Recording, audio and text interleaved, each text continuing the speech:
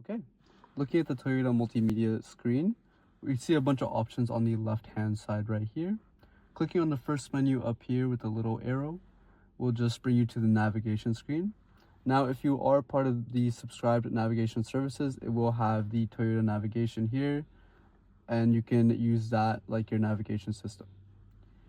If you go one down on the musical note right there, it'll bring you to your music options, such as if you have your Bluetooth connected, it'll play your music from your phone, or it'll have your radio option as well. So if you like listening to the radio, FM, AM, and Sirius XM for 3 months, it's all there if available. If you want to look for a music option as well, so if you want to go through a station, you can search each station by their channel and then type it out and look for it if you want.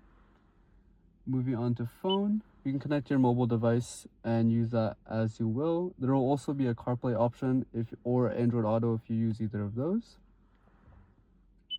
On the vehicle itself, just have climate, trim information, and energy flow. It does change depending on if you have a hybrid vehicle or not, or what type of vehicle you're picking up.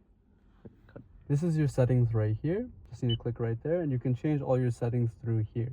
You see you have a lot of options that you can go through because there's a lot of customization in this vehicle.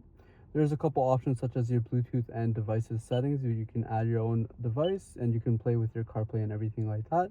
You also have your personal info. When you connect your account to this car, you can reset and mess with your settings there as well. You can scroll through and see that you also have dealer info and security. Is just more personal info or info related to where this car is going to be serviced.